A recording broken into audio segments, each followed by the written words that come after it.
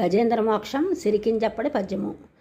సిరికింజప్పుడు శంఖచక్ర యుగమున్ జేదోయ సంధింపడే పరివారంబును జీరడభ్రగపతిం మన్నింపడు అకర్ణికం తర ధమ్మిల్లము చక్కనొత్తడు వివాద ప్రోత్థిత శ్రీకుచోపరి చేలాంచలమైన వేడడు గజ ప్రాణ వనోత్సాహి అయి.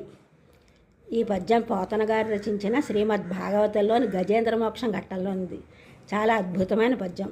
భావం: తనను రక్షించమని కోరిన గజేంద్రుని ప్రాణాలు రక్షించడానికి ఎంతో సంతోషంతో హఠాత్తుగా బయలుదేరాడు శ్రీమన్నారాయణుడు. ఎందుకు వెడుతున్నాడన్న మాట కనీసం లక్ష్మీదేవి కూడా చెప్పలేదు. 2 చేతులతో శంఖచక్రాలు ధరించలేదు. తన పరివారంలో వారు ఎవరిని సహాయంగా రమ్మలేదు. తన వాహనమైన గరుత్మంతుని కూడా అధిరోహించలేదు. నేను ఇది ఫుల్ వీడియో పెట్టాను, అందులో చూడండి. ఈ ఛానల్ చూసిన వారందరూ కూడా సబ్స్క్రైబ్ చేయండి, షేర్ చేయండి, లైక్ చేయండి, కామెంట్ చేయండి. సబ్స్క్రైబ్ చేసిన వారందరూ కృతజ్ఞతలు, షేర్ చేసిన వారు, లైక్ చేసిన వారు, కామెంట్ చేసిన వారందరికీ కూడా ధన్యవాదములు.